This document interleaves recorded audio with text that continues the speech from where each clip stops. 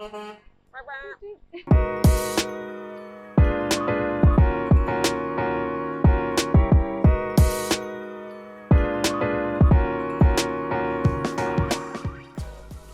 so how's the new bike? I love it. It's the first time riding it, and so far so good. I feel like I'm lowered to the ground, and finally I found a bike that hasn't been like Frankenstein to like fit me. Well, it actually looks like it fits you now. Yeah, it feels so good. I'm like, yeah, I won't stay in the TT position too much longer, but it feels really comfortable in here, and yeah. And when the sun hits it, it looks so cool. Yeah, it does.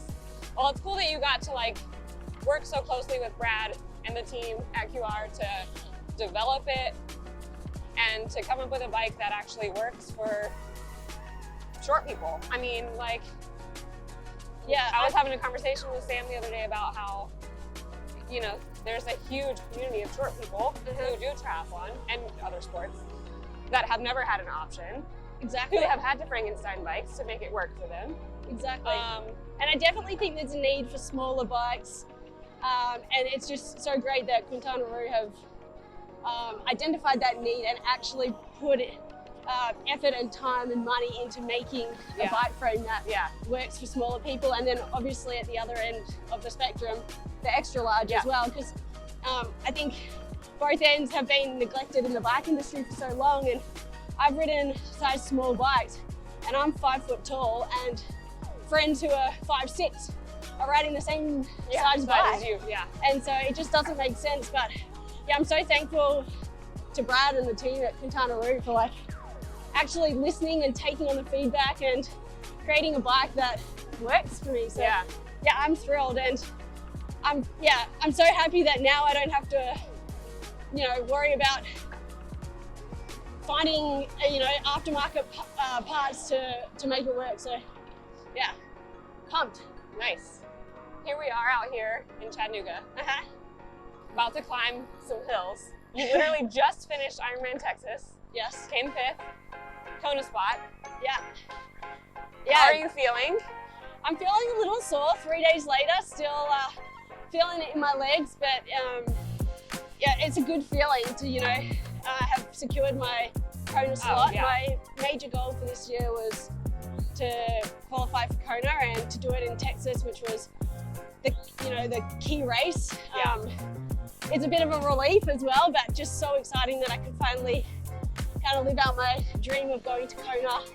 You know, I'm ready to watch that one too. Yeah, I grew up watching the Kona race, and to finally, you know, be able to line up against the best in the world. In the most iconic. Yeah, it's a bucket list race. Yeah. So yeah, thrilled about that, and I've had a great start to the year with Geelong, Oceanside, and then Texas. So I guess, yeah, my next real goal will be to perform in Kona, and after, I'm a bit out of breath. I know. And after, later this week, I'll kind of look at my schedule and see what's next. Whew. Talking in hills. I was like losing my train of thought because I was like out of breath. Well, I've just done an Ironman, but I've just struggled to ride up a hill. Yeah, I mean, I didn't do an Ironman, and I'm struggling to climb the hill. Yeah. So what does that training block look like to get to Kona? I mean, that's still, what, 7 months away? Yeah, it's I think the 10th of October or middle of October. Okay. I'm not really sure what that looks like at the moment, but definitely some heat preparation. I think what I learned from racing in Texas is that even though it was a cooler day for Texas, I felt like the humidity kind of got me on the back half of the run. So I think it got a lot of people on the back half. I think it always does. So I think the focus will be obviously getting some good blocks of training in, but I think heat protocols and trying to figure out how to race the best in that climate is going to be what makes or breaks you on race day, because from what I've seen, it can be a pretty brutal day out if you haven't prepared well. Yeah. Where was your head at before you came into Texas? Because that was a pretty big field. And for that to be your first Ironman branded full distance race. That had to be kind of daunting. I mean, Yeah. you've been planning for it, but Yeah, it was a combination of excited for the race, but also a little nerve-wracking because the race was so competitive. But yeah, I think if you look at the races I've done over the last few years, I don't shy away from racing the best. And so I like racing the best. It gives me an opportunity to see. he's probably like, what the hell? Yeah. Yeah, I don't shy away from racing the best athletes, and I think racing the best gives me an idea of where I stand and Yeah. what work I need to put in to be better. So what'd you learn in Texas? Like, was there a moment during your race in Texas you're like, oh man, I need to prep more for this? Or, you know, I feel like this is where my strength is, this is where I could work more. Yeah, I mean, with an Ironman and with any triathlon in general, there's always something to do better.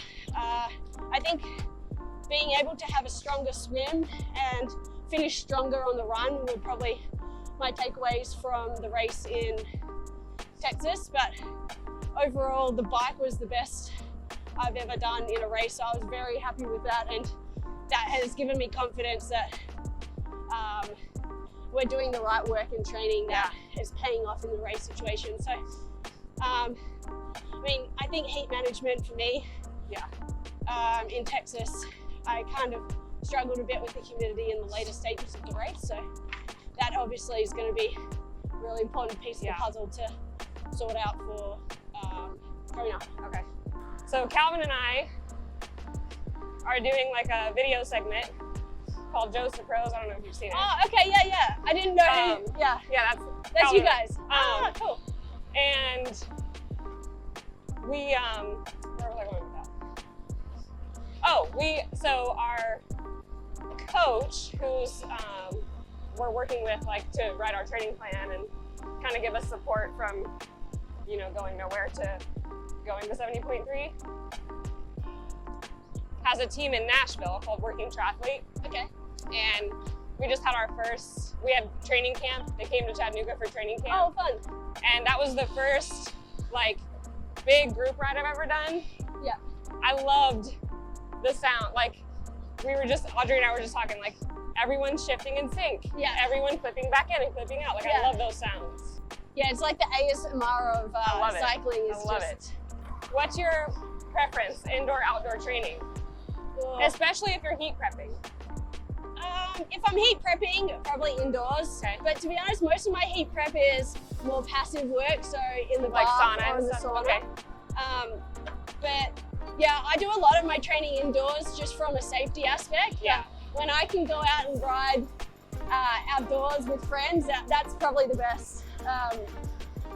I've spent a fair bit of time over the years in Girona, in Spain, on training camps, and I love riding there because everyone's very friendly towards cyclists. Yeah. You probably don't get the same friendliness in Australia and America on the roads. Yeah. We had a lot of angry people at us a few weekends ago. Yeah. On the roads here, which is tough. But yeah, I hear you on the safety aspect. But nothing beats. Sorry. Move it, Sam.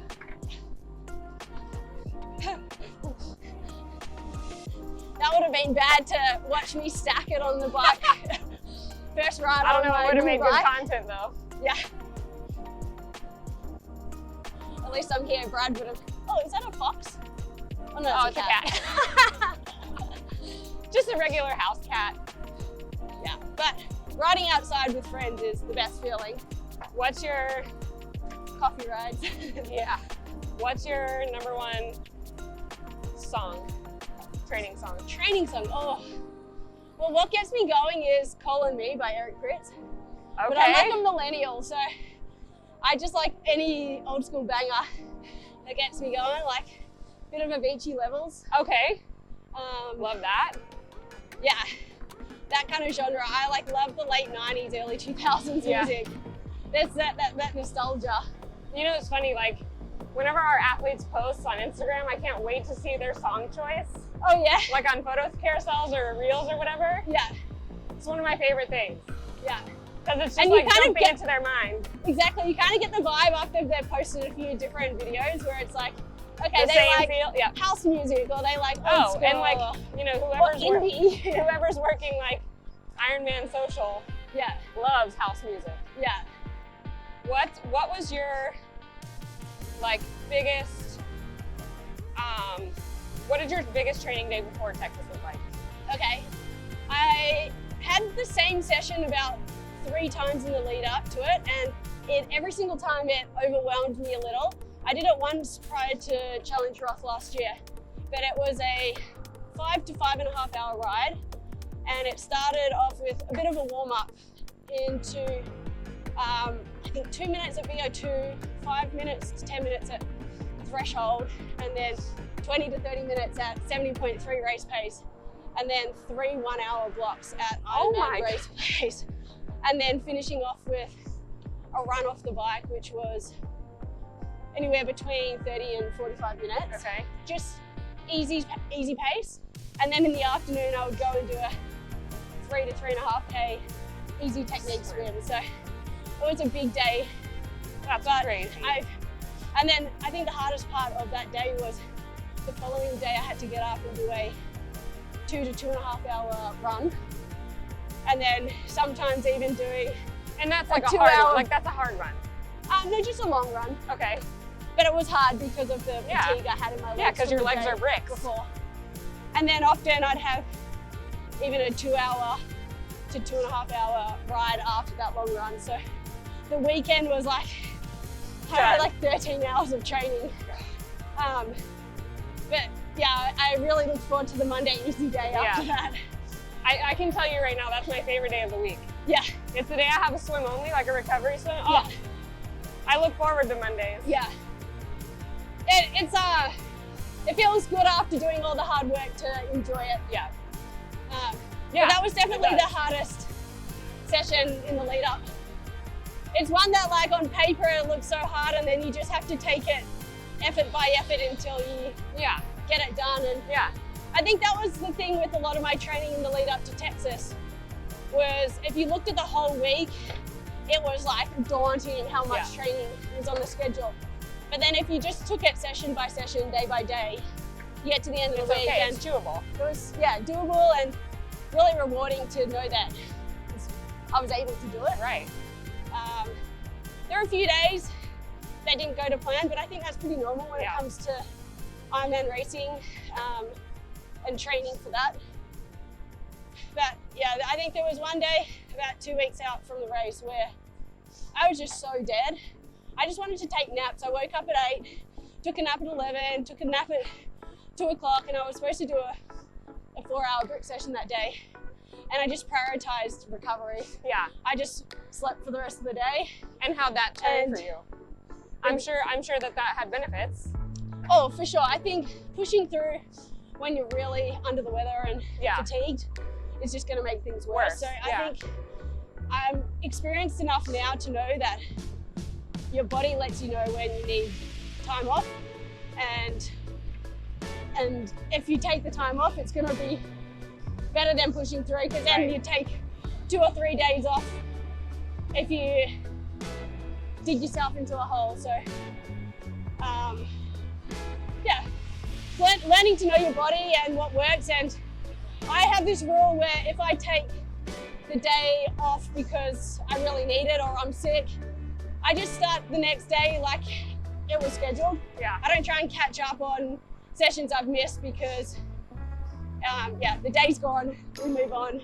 Yeah. And I think, that day kind of, it was needed to have the rest, but at the same time, mentally, it's like, you see everyone else posting their training that day, and they're all that's the hardest out part. there crushing it. It might be their last, big session. And I feel like I'm missing it to an extent, but everyone's so different, and everyone's fighting battles behind the scenes that you don't know what's going on. So in the end, it worked out. I needed the day off, and I was all ready for Texas. So you're racing Chattanooga for the second time? For the second time. How are you feeling? The first time doing it properly. Okay. I'm feeling good. Yeah? Yeah, I'm ready. I think I have that same internal battle you do, like where, you know, if I miss a session or something, I feel really guilty. Yeah. Or like I've been setting myself backwards. Yeah. But yeah, I'm ready. Yeah, great.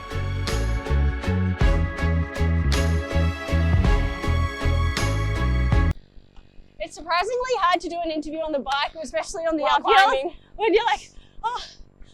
And snot is dripping out of my face. Yeah.